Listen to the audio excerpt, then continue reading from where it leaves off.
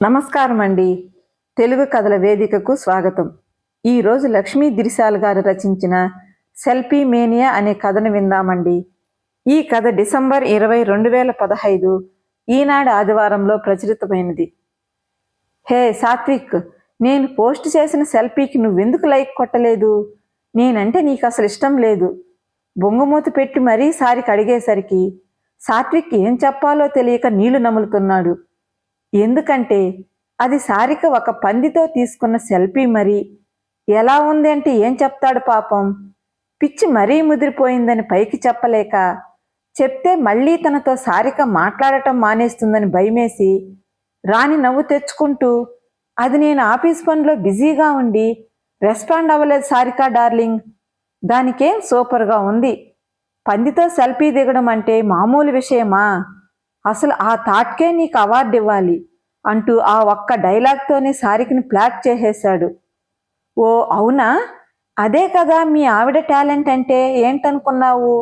మా ఫ్రెండ్స్ అందరూ ప్రతి వారం ఏదో ఒక థీమ్తో సెల్ఫీ తీసుకుని ఫేస్బుక్లో పోస్ట్ చేయాలని అనుకున్నామని, ఆ వారానికి మ్యాక్సిమం లైక్స్ వచ్చిన వారు విన్నర్ అవుతారని నీకు తెలుసు కదా. సో ఈ వారం నాకు ఎక్కువ లైక్స్ వచ్చాయి, నేనే విన్ అయ్యాను. సూపర్ కదా. పైగా నా పంది ఐడియాకి చాలా కామెంట్స్ వచ్చాయి తెలుసా. యు నో వాట్, నేను సెల్ఫీలు అందంగా తీసుకోవడంలో ద బెస్ట్ అయిపోయాయని అందరూ అంటున్నారు కనుక సెల్ఫీ ఎలా తీసుకోవాలో ఎక్స్ప్లెయిన్ చేస్తూ యూట్యూబ్లో ఒక వీడియో కూడా పెడదామనుకుంటున్నాను డియర్ అంటూ ఏదో ఇండియా ప్రపంచ కప్ సాధించిన తీరులో సారిక తెగ సంబరపడిపోతోంది. సాత్విక్ ఆఫీస్కు బయలుదేరుతుండగా, సాత్విక్ ఏం చేస్తున్నావమ్మా అంటూ గోముగా సారిక అడిగేసరికి దేనికో తనని బుక్ చేయాలనుకుంటోందని డిసైడ్ అయిపోయాడు. ఏంటి, షాపింగ్కి ఏమైనా తీసుకువెళ్ళాలా లేదా నీ ఫేవరెట్ రెస్టారెంట్లో టేబుల్ రిజర్వ్ చేయించాలా? అదీ కాదంటే లేటెస్ట్ మూవీ ఏమైనా చూడాలా అనేసరికి, ఇవేమీ కావు డార్లింగ్. అది అది ఈ week selfie theme, couple selfie with different background అని అనుకున్నాం. అందుకని నువ్వు నాకు కొంచెం కోఆపరేట్ చేస్తే ఈ వారం కూడా నేనే విన్నర్ అవుతాను అంది సారిక. సరే, ఏం చేయాలో చెప్పు. ఈ సెల్ఫీలు కుల్ఫీలు నా వల్ల కాదు. నువ్వెలా పోజ్ పెట్టాలో చెప్తే నేను అలా పెడతాను. ఇందులో నువ్వంత రిక్వెస్టింగ్గా అడగాల్సింది ఏముంది అని సాత్విక్ అనగా, నువ్వు ఎలా పోజ్ పెట్టాలో నే చెప్తానులే, కానీ ఇందులో ఒక ట్విస్ట్ ఉంది డార్లింగ్. నీకు తెలుసు కదా, అందరిలా కాకుండా మేం కొంచెం వెరైటీ సెల్ఫీలు తీసుకుంటామని. లాస్ట్ వీక్ నువ్వు నా క్రియేటివ్ థాట్ని ఎలా మెచ్చుకున్నావు కూడా అంటూ సారిక వయ్యారాలు పోతుంటే సాత్విక్కి మనసులో ఏదో అనుమానం మొదలైంది. ఇది తప్పకుండా ఏదో తనకు ఫిట్టింగ్ పెట్టే వ్యవహారమే అని మనసులో కన్ఫర్మ్ అయిపోయి, పైకి మాత్రం చెప్పు డార్లింగ్, ఆ ట్విస్ట్ ఏంటి అన్నాడు. మనం ఎప్పుడూ రెగ్యులర్గా తీసుకునే ప్లేసెస్లో కాకుండా కొంచెం డిఫరెంట్గా ఆలోచించి ఎవరి ఊహకి అందకుండా ఉండే ప్లేస్లో కపుల్ సెల్ఫీ తీసుకోవాలి. అందుకని ఎక్కడ తీసుకుంటే బాగుంటుందా అని ఆలోచించి నాకు తలనొప్పి కూడా వస్తోంది. నువ్వేమైనా సజెస్ట్ చేయరాదు? కాస్త డల్గా అంది సారిక. నీకంటే బెటర్గా క్రియేటివ్ థాట్స్ ఎవరికి వస్తాయి డార్లింగ్? ఈ రోజంతా థింక్ చెయ్యి, సెల్ఫీ రేపు తీసుకుందాం సరేనా అని సాత్విక్ సారికకి కాస్త బూస్టింగ్ ఇచ్చేసరికి, ఓకే, ఈ రోజంతా నా క్రియేటివిటీకి పదును పెట్టి ఒక బ్రహ్మాండమైన ప్లేస్ సెలెక్ట్ చేస్తాను. దెబ్బకి మళ్ళీ ఈ వీక్ కూడా నేనే విన్ అవ్వాలి అంది కొంచెం ఉత్సాహంగా. సారిక డార్లింగ్, ఈరోజు నీకోసమే నేను లీవ్ తీసుకున్నాను. సో ఈ రోజంతా నీ సేవలోనే. చెప్పు, ఫైనల్గా ఏ ప్లేస్ డిసైడ్ చేశావు? లే, రెడీ అయిపో. నేను కూడా స్మార్ట్గా రెడీ అయి వస్తాను, వెళ్దాం. నిద్ర లేస్తూనే సారికను దగ్గరకు తీసుకుంటూ హుషారుగా అడిగాడు సాత్విక్.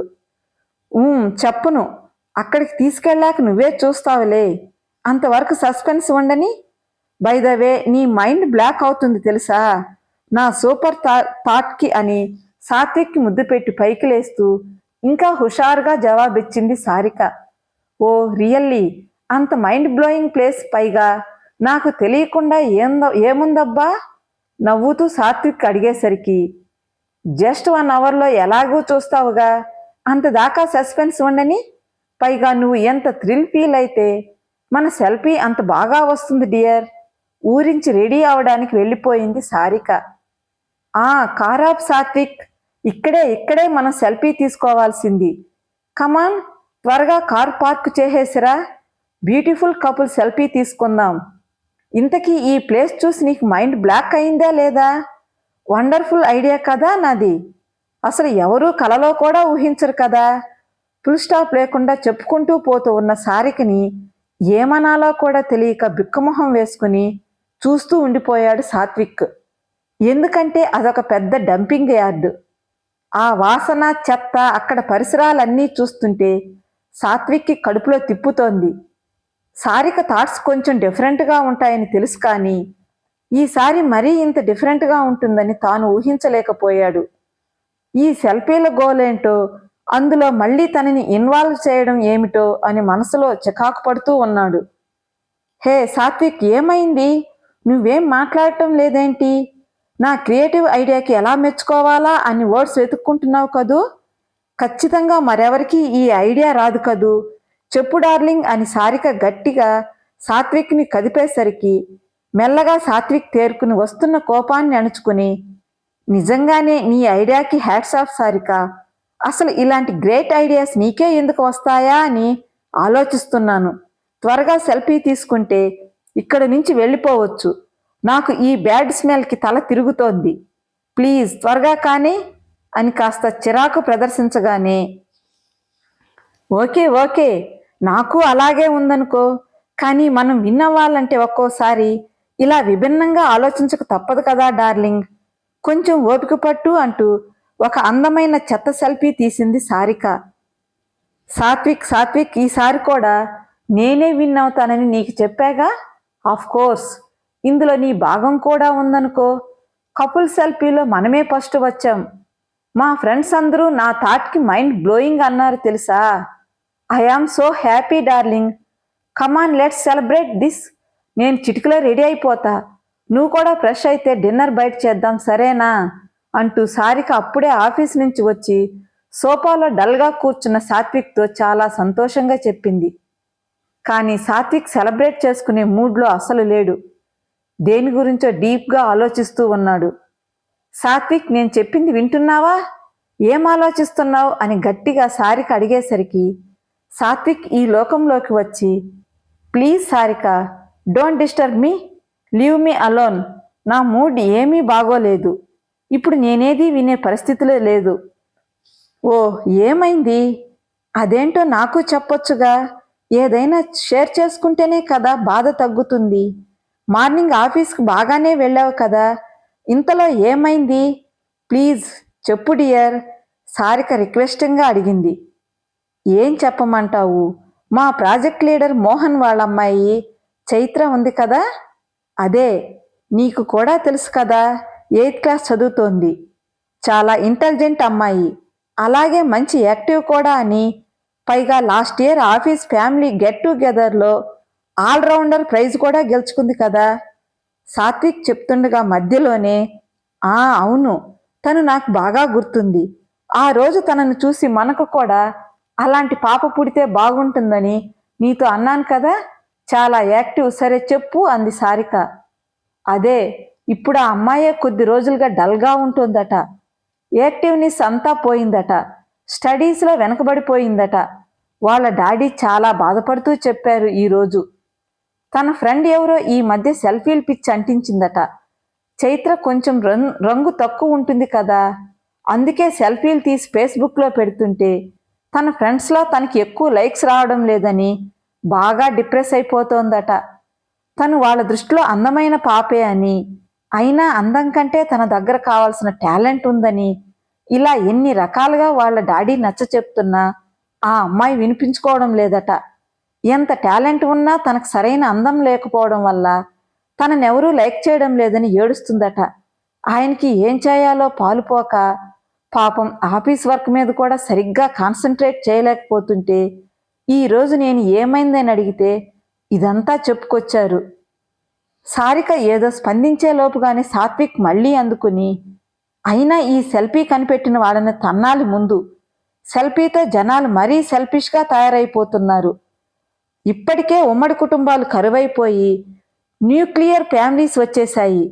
ఈ చిన్న ఫ్యామిలీస్లో కూడా ఎవరికి వారే యమునా తీరే అన్నట్లు ఎవరి గాడ్జెట్స్ వాళ్ళు పట్టుకుని బిజీగా ఉంటూ అనుబంధాలు ఆప్యాయతలు మర్చిపోతున్నారు. కనీసం ఇంతకుముందు ఇంట్లో వాళ్ళనో లేదా బయటికి వెళ్ళినప్పుడు ఎవరినైనా అడుగో ఫోటోలు తీయించుకునే వాళ్ళం, కానీ ఇప్పుడు అది క్రమేపీ పోతోంది. ఎవరి అవసరం లేకుండానే మనంతట మనమే ఫోటో తీసేసుకుంటున్నాం. పైగా వీటి కోసం సెల్ఫీ స్టిక్లు కుల్ఫీ స్టిక్కులు అనుకుంటూ ఎవడి వ్యాపారం వాడిది. కాకపోతే ఒక విచిత్రం ఏమిటంటే మనం తీసుకున్న సెల్ఫీలకు మాత్రం జనాల అభిప్రాయాలు ప్రశంసలు కావాలి. ఒక పక్క గ్లోబలైజేషన్ వల్ల ప్రపంచమంతా ఒక కుగ్రామంలో అయిపోతుందని మేధావులంతా అంటున్నారు, కానీ మనిషి చూస్తే టెక్నాలజీ పేరుతో అంతకంతకీ ముడుచుకుపోయి ఇంట్రావర్ట్ అయిపోతున్నాడు. ఇంట్లో వైఫై రాకపోయినా మొబైల్ ఛార్జ్ అయిపోయినా అదేదో కొంపలు మునిగిపోయే విషయంలా ఫీల్ అయిపోయి కోపాన్ని ప్రదర్శిస్తున్నారు. మొత్తం టెక్నాలజీయే బ్యాండ్ అనడం లేదు. దాని ఉపయోగాలు దానికి ఉన్నాయి. ఎన్నో మంచి పనులకు కూడా ఉపయోగించుకుంటున్నాం, కానీ దేనికైనా ఒక పరిమితి ఉంటుంది కదా. ఇప్పటికీ మన కంటనీరు తుడవాలంటే మనకు ఒక మనిషి కావాలి తప్ప టెక్నాలజీ కాదు. మన బాధల్ని సంతోషాల్ని మనుషులతోనే పంచుకోగలం తప్ప ఏ గ్యాడ్జెట్స్తోనో చెప్పుకోలేం. ఎవరో మహానుభావుడు అన్నట్లుగా నిజంగానే మనం మనుషుల్ని వాడుకుని వస్తువుల్ని ప్రేమిస్తున్నాం. తన ఆవేదనని అసహనాన్ని సారిక ముందు పరిచిపెట్టేశాడు సాత్విక్. ఎప్పుడూ ఏదో ఒకటి వాదించే సారిక ఈసారి ఒక బొమ్మలా చూస్తూ ఉండిపోయింది తప్ప ఏమీ మాట్లాడలేకపోయింది. ఎందుకంటే సాత్విక్ చెప్పినవన్నీ నిజాలే కనుక. ఆ అమ్మాయి కౌన్సిలింగ్ ఇప్పించమని చెప్పాను. I hope she will be better soon నిట్టూర్చాడు సాత్విక్. కొన్ని రోజులు గడిచాక, హే సారిక, ఏంటి అలా డల్గా ఉన్నావు? ఆఫీసులో ఏమైనా అయ్యిందా? లేదంటే కొంపదీసి నీ కుల్పి అదే సెల్ఫీ ఎవరికైనా నచ్చలేదా ఏంటి? సారికని ఆట పట్టిస్తూ అడిగాడు సాత్విక్ ఈవినింగ్ ఆఫీస్ నుంచి రాగానే. సారిక ఏదో పరధ్యానంలో ఉండి సరిగ్గా వినిపించుకోక అలాగే ఏదో ఆలోచిస్తూ ఉండిపోయింది. సారిక డార్లింగ్, నిన్నే. ఏం ఆలోచిస్తున్నావు? మళ్ళీ నాకు ఏమైనా ఫిట్టింగ్ పెట్టాలని చూస్తున్నావా ఏంటి? మీ సెల్ఫీల గోలలో నన్ను ఇరికించకమ్మా, నీకు పుణ్యం ఉంటుంది. ఈ అర్భకుణ్ణి ఇలా వదిలేయి తల్లి. సారికను పట్టుకుని మళ్ళీ ఉడికించాడు సాత్విక్. అప్పటికి పరధ్యానంలోంచి బయటకు వచ్చిన సారిక, అబ్బా అదేం లేదు సాత్విక్, ఇక మేము ఏ సెల్ఫీ పోటీలు పెట్టుకోవాలని అనుకోవడం లేదు. ఈ రోజుతో దానికి ఫుల్ స్టాప్ పెట్టేశాం. నువ్వు బిందాసుగా ఉండు అంది. సారిక ఇచ్చిన ఈ సడన్ రెస్పాన్స్కి సాత్విక్ ఒక్కసారి ఆశ్చర్యపోయి, కమ్ అగైన్, మీ సెల్ఫీ పోటీలు ఆపేశారా? దేవుడా, ఇది కళా నిజమా? నన్ను ఒక్కసారి గిల్లవా సారిక ప్లీజ్ అనేసరికి సాత్విక్ని గట్టిగా గిల్లుతూ, నువ్వేమీ అంత ఆశ్చర్యపోనక్కర్లేదు, నేను చెప్పేది నిజమే, నువ్వు వింటున్నది నిజమే. అసలు ఆ రోజు నీ ఆవేదనని అంతా నాతో షేర్ చేసుకున్న దగ్గర నుంచి నేను ఈ సెల్ఫీ పోటీలో అంత ఫ్రీక్వెంట్గా ఏమీ పార్టిసిపేట్ చేయడం లేదు. ఫ్రెండ్స్ రీజన్ అడుగుతున్నా ఏదో బిజీ అని చెప్పి ఎస్కేప్ అవుతున్నా. కానీ ఇవాళ జరిగిన ఇన్సిడెంట్కి మేమందరం చాలా కదిలిపోయాం. మేం సరదాగా స్టార్ట్ చేసిన సెల్ఫీ కాంటెస్ట్ వల్ల ఒకరు బలైపోయారు. ఈ వీక్ ఏదైనా అడ్వెంచర్స్ సెల్ఫీ అనే థీమ్ డిసైడ్ చేసుకున్నాం. మా ఫ్రెండ్కి బెస్ట్ ఫ్రెండ్ ఒక అబ్బాయి కదిలే ట్రైన్ మీద నిలబడి సెల్ఫీ తీసుకుందామని ట్రై చేస్తుండగా పైన ఉన్న ఎలక్ట్రికల్ వైర్ తగిలి షాక్ కొట్టి పాపం అక్కడికక్కడే చనిపోయాడట. దాన్ని ఎవరో సెల్తో షూట్ చేశారు, పైగా ఇంటర్నెట్లో కూడా పెట్టారు. అసలే మేము మా ఫ్రెండ్ చనిపోయిన బాధలో ఉంటే మీడియా వాళ్ళు తమ ఛానల్ రేటింగ్ కోసం ఆ వీడియోని తీసుకుని పదే పదే చూపిస్తూ ఆ బాధని ఇంకా డబల్ చేస్తున్నారు. వాళ్ళ పేరెంట్స్ ఇంకెంత బాధపడతారో కదా. ఈ మధ్య ఇదొకటి బాగా ఎక్కువైపోయింది. అసలే ఇటువంటి దుర్ఘటనలు జరిగి ఆప్తులను కోల్పోయి వారి బంధువులు స్నేహితులు బాధపడుతుంటే ఆ సంఘటనలని వీడియోలు తీసి వాటిని అదే పనిగా టీవీలో చూపిస్తూ సామాజిక మీడియాలో పెడుతూ ఇంకా చిత్రవధకి గురి చేస్తున్నారు. అసలు వాళ్ళ పర్సనల్ డిజాస్టర్ని పర్మిషన్ లేకుండా వీళ్ళు ఎలా చూపిస్తారు? దుర్ఘటనలో చనిపోయిన మనిషి ప్రైవసీ అనేది అవసరం లేదా? టెక్నాలజీ వల్ల ఈ జాడ్యం కూడా ఈ మధ్య ఎక్కువైపోతోంది. మా ఫ్రెండ్స్ అందరం దీని గురించే ఇందాక చర్చించుకున్నాం. ఆ రోజు నువ్వు నాతో షేర్ చేసుకున్న పాయింట్స్ కూడా మా డిస్కషన్లో భాగంగా చెప్పాను. అలా అందరం కలిసి ఈ నిర్ణయం తీసుకున్నాం అని సారిక చాలా బాధపడుతూ ఆవేశపడుతూ చెప్పేసరికి సాత్విక్, ఓ ఐఆమ్ సో సారీ, ఇంత జరిగిందా, టూ బ్యాడ్, పాపం ఆ తల్లిదండ్రులు ఎంత బాధపడుతున్నారో కదా, జీవితాంతం వాళ్ళకి నరకమే, తన ఆత్మకు శాంతి కలగాలని, తన పేరెంట్స్కి దేవుడు ధైర్యం ఇవ్వాలని కోరుకుంటున్నాను అన్నాడు. సాత్విక్, ఇప్పుడే నాకు ఆలోచన వచ్చింది. సెల్ఫీల వల్ల కలిగే ప్రమాదాలు, టెక్నాలజీని సరిగ్గా వినియోగించుకోకపోతే వచ్చే నష్టాలు, వీటన్నిటి గురించి డీటెయిల్డ్గా స్టడీ చేసి మన ఇద్దరికీ ఎలాగూ వీకెండ్ 2 days హాలిడే కాబట్టి ఒక్కో కాలేజీకి వెళ్ళి అక్కడ ప్రిన్సిపల్ పర్మిషన్తో స్టూడెంట్స్కి కౌన్సిలింగ్ క్లాస్ తీసుకుందాం. ఇలా చేయడం వల్ల అందరూ మారకపోయినా కొంతమంది పాజిటివ్గా రెస్పాండ్ అయినా మంచిదే కదా, మనము సమాజానికి ఎంతో కొంత మేలు చేసినట్లుగా ఉంటుంది కదా, ఏమంటావు సాత్విక్ అని సారిక అడిగేసరికి సాత్విక్ మనసులోనే సారికని చాలా మెచ్చుకుని, నా సారికైనా ఇంత బాధ్యతగా మాట్లాడుతోంది, ఒక చేదు సంఘటన మూలంగా తనలో ఇంత మార్పు అని ఆశ్చర్యపోతూ, నువ్వు చెప్పడము నేను కాదనడము నా డార్లింగ్, తప్పకుండా చేద్దాం. ఇంకా మన ఫ్రెండ్స్ కూడా చెప్పి వాళ్ళని కూడా ఈ మంచి పనిలో పార్టిసిపేషన్ తీసుకోమందాం. మనమంతా ఒక టీంలా ఏర్పడి స్టూడెంట్స్కి చక్కగా అర్థమయ్యేలా వాళ్ళకేదో లెక్చర్ ఇస్తున్నట్టు కాకుండా ఒక ఫ్రెండ్లా మన అనుభవాలను, అంటే చదివినవి చూసినవి అన్నీ డిస్కస్ చేద్దాం. అన్నట్లు చెప్పడం మర్చిపోయాను, మా బాస్ కూతురికి కౌన్సిలింగ్ ఇప్పించడంతో త్వరగానే కోలుకుందట. మళ్ళీ మునుపట్లాగే చాలా యాక్టివ్ అయిపోయిందట. ఆయన ఎంతో సంతోషంగా చెప్పారు నాతో. నాకు కూడా చాలా హ్యాపీగా అనిపించింది తెలుసా అన్నాడు.